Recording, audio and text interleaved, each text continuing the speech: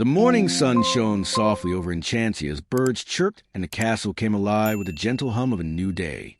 Princess Sofia woke up with a bright smile. Today was special. She was going to help her friends in the village prepare for the spring festival. It was her favorite time of the year, full of flowers, laughter, and music. She jumped out of bed, twirling in her purple gown. "Good morning, Clover," she said cheerfully. Her bunny friend stretched, yawning widely. "Morning, Princess. You're awfully chipper today. What's the rush?" Sophia giggled. "Today's the spring festival. I promised Ruby and Jade I'd help set up the decorations before noon. It's going to be so much fun." Clover tilted his head. "Fun for you, maybe? I heard there's going to be a lot of heavy lifting and not a single carrot-eating contest." Sophia laughed. "Oh, Clover, you can always find the snacks. Now come on, we don't want to be late." After a quick breakfast, Sophia and Clover flew down to the village on Minimus. The breeze was warm, carrying the smell of blooming flowers. Children were running around with ribbons, and stalls were being set up everywhere. The whole village was buzzing with excitement. Sophia landed gracefully, waving to everyone. "Good morning," she called. Ruby and Jade rushed over, smiling. "Sophia, you made it." Jade said, "We need help hanging the banners over the fountain. They're too high for us." "Of course," Sophia replied. "Let's make this the best spring festival ever." Sophia climbed up a small ladder to tie the banner, while Clover held it steady from below. "Careful, Sophia," he warned. "That thing looks wobbly." Sophia smiled reassuringly. "Don't worry, Clover. I've got this." The breeze blew gently as she stretched to tie the last ribbon. Just as she was about to climb down, a sudden gust of wind swept through the square. The ladder wobbled. "Whoa!" she gasped, grabbing the banner pole for balance. "Sophia!" Ruby shouted. The ladder shifted again, and before Sophia could steady herself, it tipped sideways. She fell, landing on the soft grass with a thud. Clover rushed over, his little heart pounding. "Sophia, are you okay?" Sophia groaned softly, holding her ankle. "I think I twisted it." Ruby and Jade knelt beside her. "Oh no, does it hurt?" Jade asked worriedly. Sophia tried to smile through the pain. "Just a little. I'll be fine."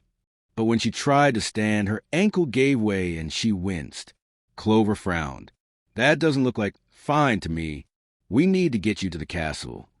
Before Sophia could protest, Minimus landed nearby, eyes full of concern. "Princess Sophia, climb on. We'll take you back right away." With help from her friends, Sophia managed to climb onto Minimus. The short flight back to the castle felt longer than ever. She stared down at her ankle. It was slightly swollen, and pain pulsed through it with every movement. When they arrived, Queen Miranda and Bailiwick rushed to meet them. "Sophia, what happened?" her mother cried, kneeling beside her. Sophia looked down, embarrassed. "I fell from a ladder while helping with the decorations. I think I hurt my ankle." Queen Miranda gently touched the swollen area. "Oh, my sweet girl. Let's get you to the healer." In the castle's medical room, the royal healer examined Sophia's ankle. "It's a mild sprain, Your Highness," he said kindly. "You'll need to rest it for a few days. No walking, no flying, no running around." Sophia's eyes widened. "No helping at the festival?" "I'm afraid not," the healer replied. "You need to stay off your foot so it can heal properly." Sophia's shoulders slumped. The thought of missing the festival made her heart sink. "But everyone's counting on me."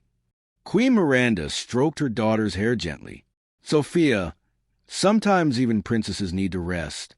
You've always been there to help others. Now it's time to let them help you." Clover hopped onto the bed beside her.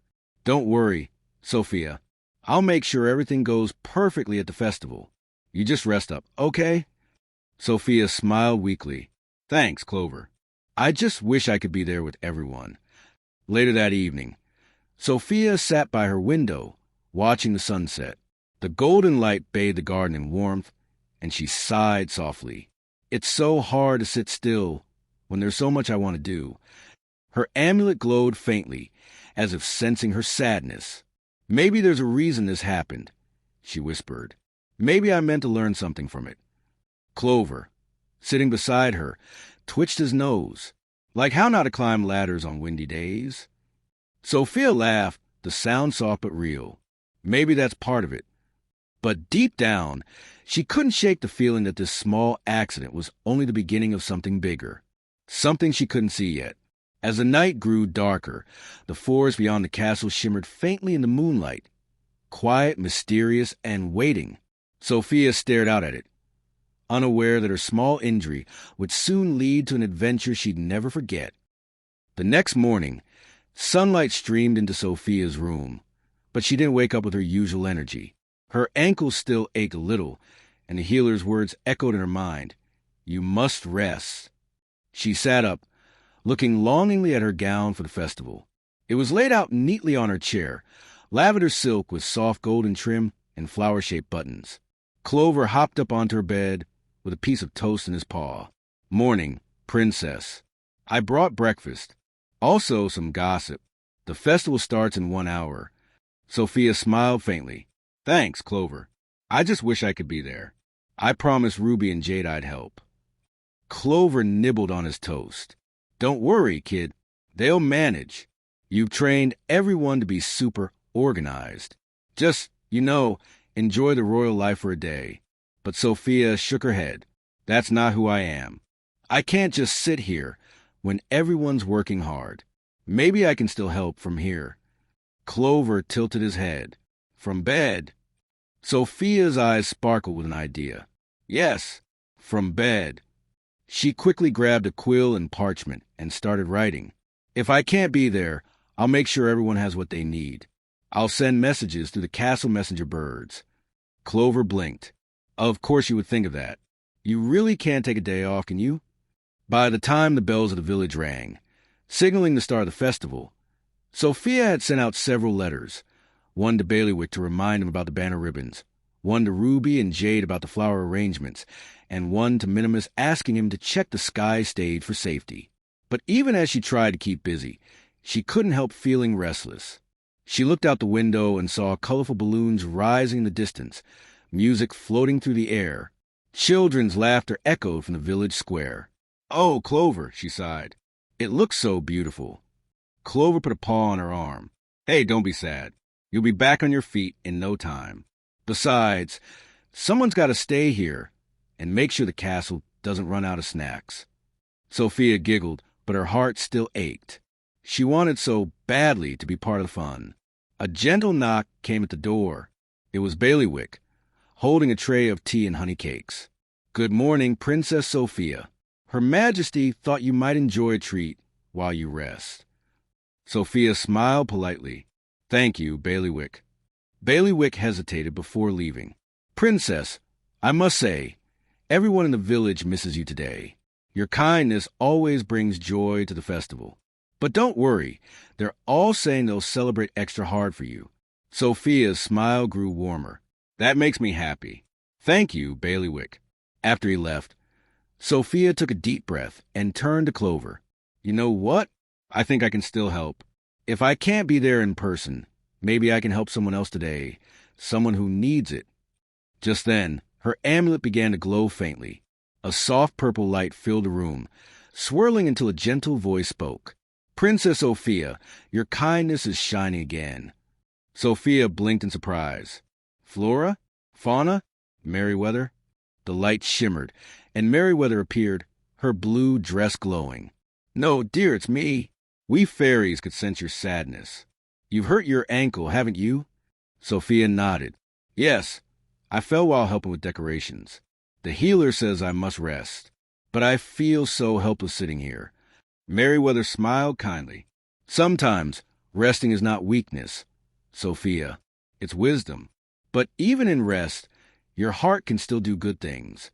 Sophia tilted her head. What do you mean? The fairy floated closer, tapping Sophia's amulet gently. There is someone else in need today, someone who feels forgotten. Your magic can help them, even from here. Before Sophia could ask more, the amulet shimmered again. The image of a small girl appeared, a young villager sitting alone by the edge of the forest, her leg wrapped in bandages. She looked sad, watching the festival from afar. "Oh no," Sophia whispered. "She's hurt too." Merriweather nodded. "Her name is Lily. She wanted to dance at the festival, but she hurt her leg yesterday. She believes no one will notice she's missing." Sophia's eyes filled with determination. "Then I'll make sure she knows she's not alone." Clover blinked. "Wait, how?" "You can't even walk." Sophia smiled mysteriously. "I don't need to walk to send kindness." She picked up her quill and parchment again, writing a short letter. "I'll ask Minimus to deliver this to her. And I'll send some flowers from the castle garden, too." Within minutes, the message was ready. It said, "Dear Lily, I heard you were hurt and couldn't join the festival. I'm resting too, and I know how that feels. But even when we can't dance, we can still smile, because kindness connects us. With love, Princess Sofia." Clover helped tie the note to Minimus's saddle, along with a bouquet of fresh daisies. "Off you go, big guy. Deliver some royal cheer." Minimus winked and flew off through the open window. Sophia watched him disappear into the sky, her heart feeling lighter. When he returned later, there was another note from Lily herself. It read, "Thank you, Princess Sofia. Your message made my day. I'll dance for both of us next year." Sophia smiled, tears of happiness glistening in her eyes. "See, Clover? Even when we're hurt, we can still help others feel better." Clover grinned. "You're one of a kind, Princess." Outside, the festival music swelled louder, but Sophia no longer felt left out. She had found her own way to be part of the joy through kindness. As she leaned back, watching the sunset, her amulet glowed again, brighter this time. But this time, the light was different, deeper, almost like a warning. Clover looked up nervously. "Oh, that doesn't look like the you did great glow." Sophia frowned slightly. "You're right. Something's wrong. Something's coming." And in the distance, deep beyond the forest, dark clouds began to gather. The night after the spring festival, the air in Enchancia grew strangely quiet. The stars that usually sparkled brightly were hidden behind thick clouds, and the soft chirping of crickets had faded into silence. Sophia sat by her window, her ankle propped up on a pillow, watching the sky darken. "Clover," she said softly, "do you feel that?" The little bunny twitched his nose. "Yeah, the air feels funny, like something's brewing out there." A soft rumble echoed in the distance, followed by a faint flash of lightning. Minimus, who was resting near the balcony, raised his head. That storm came fast. There wasn't a single cloud this afternoon.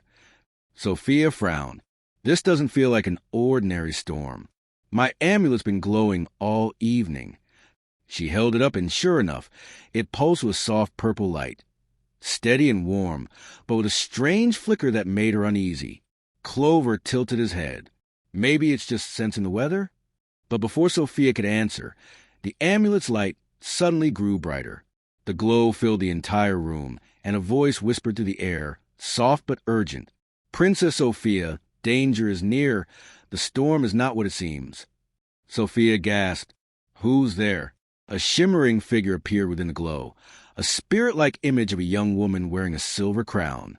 "I am Queen Amara," the voice said gently. "Long ago, I protected Enchancia from dark storms that carried sorrow and fear. One such storm is returning tonight." Sophia's heart raced. "A storm that carries sorrow?" Queen Amara nodded. "It feeds on pain and sadness. It comes when hearts are hurt or broken. The storm gathers strength from hidden worries, and someone near the castle is in distress." Sophia's eyes widened. "Someone's hurt?" "Yes," said Amara softly. "Someone's heart aches deeply. You must find them before the storm grows stronger." The image flickered and faded, leaving Sophia and her friends in silence. Clover blinked. "Okay, that was spooky. But, what does she mean by in distress?" Sophia looked thoughtful. "Maybe someone's feeling really sad, so sad that it's affecting the magic around Enchancia."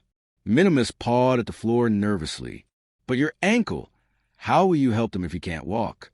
Sophia looked down at her bandaged foot, then back out the window where lightning flashed across the sky. "I may not be able to run, but I can still use my amulet."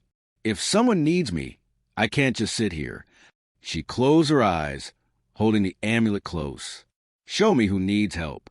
The jewel began to glow again, and a faint image appeared. The castle garden, lit by flickering lanterns.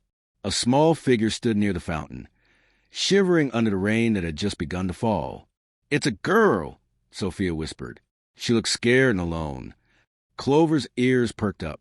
"That's the royal gardener's daughter, Lila. She must have stayed late after the festival." Sophia's worry grew. "She's out there during the storm. We have to bring her inside." Minimus spread his wings. "You can't walk far, princess. Climb on and I'll get you there." Sophia hesitated for a moment, looking at her bandaged ankle, but she knew she couldn't let fear stop her. "All right, Minimus. Let's go." Clover jumped onto her lap as she climbed carefully onto Minimus's back. The wind howled as they flew out into the courtyard. Rain began to pour in heavy drops, and thunder rumbled above. They landed near the garden fountain. Lila was there, huddled under a tree, tears mixing with the rain. Her small lantern had gone out, and she was clutching a soggy bouquet of flowers. Sophia called out gently, "Lila, it's me, Princess Sofia." The girl looked up, startled. "Princess Sofia? What are you doing out here?" Sophia smiled softly. "I could ask you the same thing. Why are you alone in the storm?" Lila wiped her eyes. I dropped my mother's locket somewhere in the garden during the festival. I didn't want to lose it. I thought I could find it before it started raining." Sophia's heart softened. "Oh, Lila, you should have asked for help." "I didn't want to bother anyone," the girl said, her voice trembling. "Everyone was busy, and I already mess things up sometimes. I thought I could fix it myself." Sophia placed a gentle hand on her shoulder. "Trying to fix things alone doesn't make you strong, Lila. Asking for help does." Suddenly, thunder crashed above them, and the fountain behind them began to glow a strange, dark blue. The water rippled violently, and the wind picked up. Clover's fur stood on end. "That's not normal rain." Sophia's amulet glowed again, brighter this time. "The storm is feeding on her sadness," she said. "We have to calm her heart before it grows stronger." Lila clung to Sophia's hand. "I'm sorry, Princess. I didn't mean to make trouble." Sophia shook her head. "You didn't. Listen to me. We'll find the locket together." She closed her eyes and whispered softly, "Amulet, guide us." A soft golden light spread from her amulet, tracing across the wet grass until it stopped near a rose bush. Lila gasped, "There it is." She ran over and picked up the small locket, clutching it to her chest. As soon as she did, the blue glow around the fountain faded, and the rain began to ease. The clouds slowly drifted away, revealing stars once again. Minimus sighed with relief. That was close. Sophia smiled. The storm's power came from Lila's sadness. Now that she's found peace, it's gone. But before they could leave, the amulet shimmered again. Only this time it flickered oddly, as if something inside it was unsettled. Sophia frowned. "That's strange. It's never glowed like that before." Clover's ears twitched. Sophia, I think the storm left something behind." Behind the fountain, a faint, shadowy figure moved, too quick to see clearly, but unmistakably real. Sophia's heart skipped a beat. "You're right. The storm may be over, but something else just began." The rain had stopped, and the air smelled fresh again, but something about the garden didn't feel right. The moonlight shone softly on the wet leaves, and the fountain sparkled like crystal. Yet Sophia couldn't shake the feeling that they weren't alone. "Did anyone else see that?" she whispered, clutching her amulet.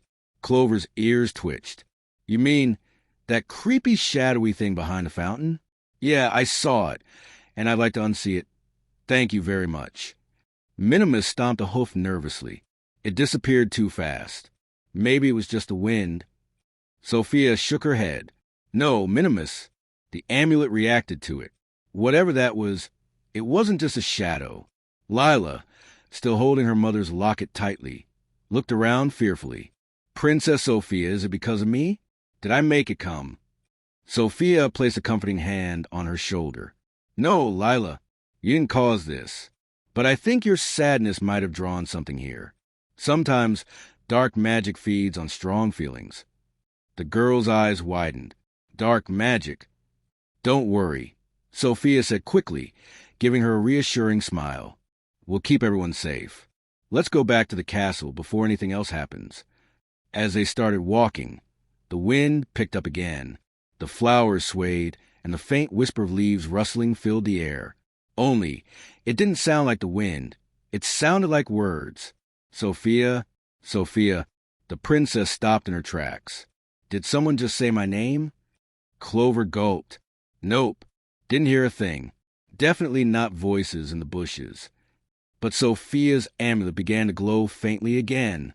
It's calling me, she said quietly. Whatever it is, it wants something. Lila clung to her arm. Please don't go closer. Sophia smiled gently but bravely. It's okay. I won't go far. She stepped toward the fountain again, her amulet shining brighter with each step. The reflection in the water began to shimmer, and suddenly a faint image appeared. It was a woman with dark, wavy hair and kind eyes, wearing an old-fashioned gown. She looked both gentle and sad. Sophia gasped. Who are you? The woman's voice was soft like a sigh. I am Lady Alara, once a guardian of this garden. I tended these plants when the castle was young. Sophia tilted her head. A guardian spirit? Alara nodded. Yes, but I was cursed long ago by a poisonous plant that grew from my own sorrow. I wished to heal others, but instead, my sadness took root and it trapped me here. Sophia's heart softened. Oh, Lady Alara, I think your sadness is what caused the storm tonight. The ghostly woman lowered her gaze. You are wise, young princess. My pain has lingered for centuries. Each time someone in the castle feels deep sadness, my spirit stirs and the storm returns. Minimus frowned. So the storm isn't evil. It's her sadness trying to escape? Sophia nodded slowly. That must be it. Alara's voice trembled. I can't leave this place until the poisonous plant that holds my sorrow is destroyed. But it is dangerous. Its magic is tied to my own. Sophia looked down at her bandaged ankle, then back at Alara. Where's the plant? In the heart of the forest, the spirit whispered, beneath the old willow tree. But be careful. The poison can harm not just your body, but your heart. Sophia's eyes glowed with determination. Then I'll find it. You've suffered long enough. Clover looked horrified. Whoa. Sophia, you just got hurt. And now you want to go poking at cursed plants. Sophia smiled kindly. I'll be careful, Clover. But if this poisonous plant keeps hurting people and feeding storms, I have to stop it. Alara's form began to fade. Hurry, Princess Sophia. The longer the plant grows, the more sorrow it spreads. Sophia bowed her head. I promise I'll help you. When the spirit vanished, silence filled the garden again. Lila looked up at Sophia with worried eyes. Please don't go alone. Let me come with you. Sophia shook her head gently. No, Lila, you should rest. You've been through enough tonight. Minimus stepped forward. But I'm coming. I won't let you face that forest alone. Clover nodded reluctantly. Yeah, me too. Someone's got to keep you from getting into more trouble. Sophia smiled gratefully at her friends. Thank you. We'll leave at dawn. The next morning, the sun rose weakly behind a veil of mist. The forest loomed in the distance, darker than usual. Birds flew overhead, but even their songs sounded quieter. Sophia tied a small pouch around her waist and mounted Minimus carefully, her injured ankle wrapped tight. Clover hopped onto her shoulder. You sure you're ready for this? He asked. Sophia took a deep breath. No, but sometimes being brave doesn't mean you're not scared. It just means you care enough to go anyway.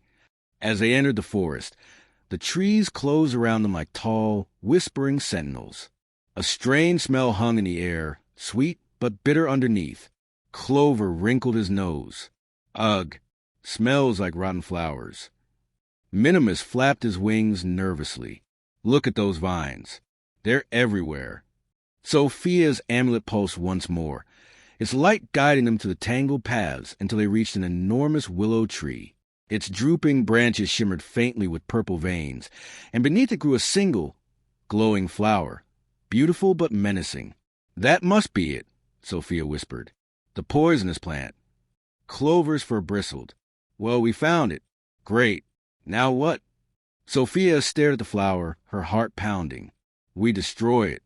But as she stepped closer, the amulet around her neck flared suddenly bright, and the flower opened. From within, a burst of green mist shot out, wrapping around her arm.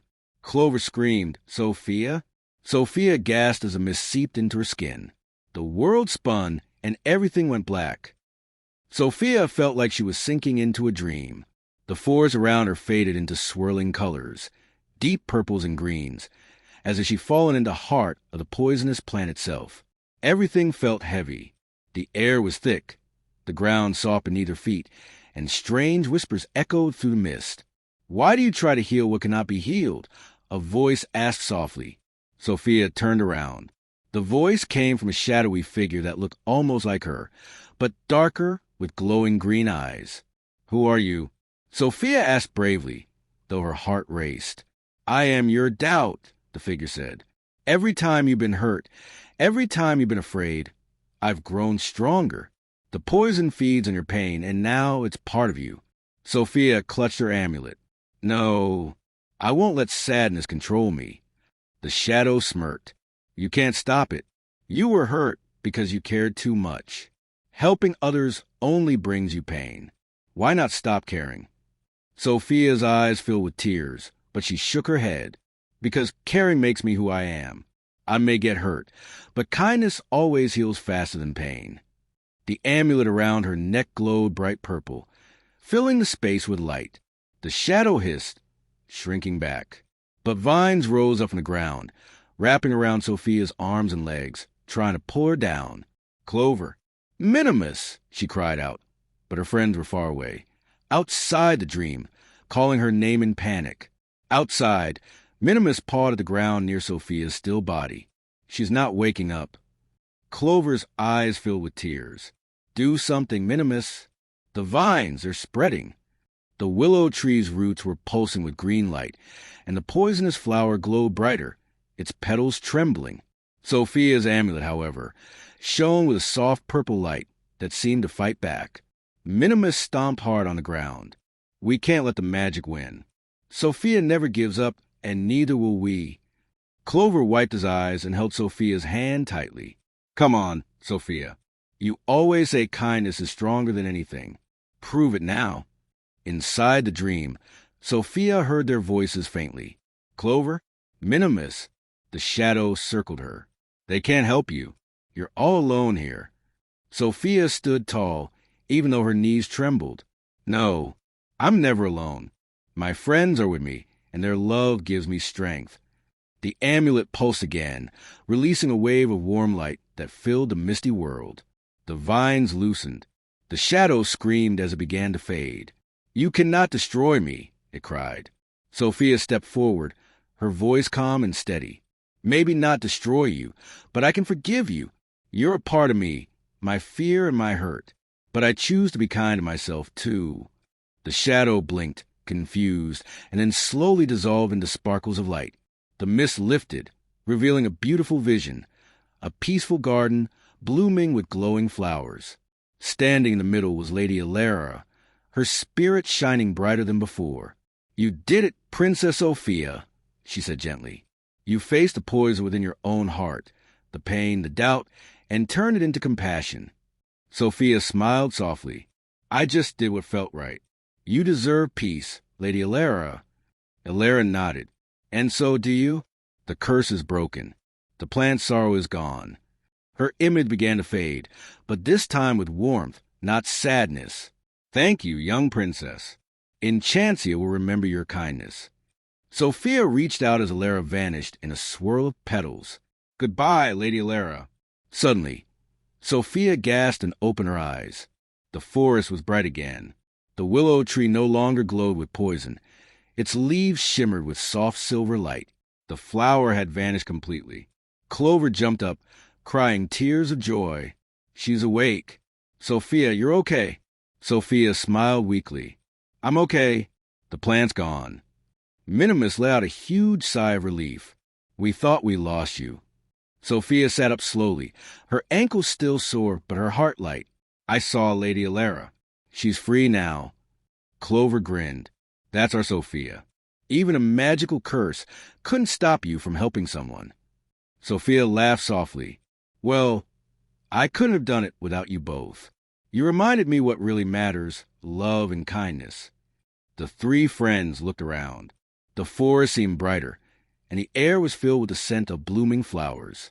Even the sunlight that filtered through the trees seemed to sparkle. Minimus smiled. You know, Sophia, every time you help someone, the world just feels lighter. Sophia patted aside. That's because kindness spreads, Minimus.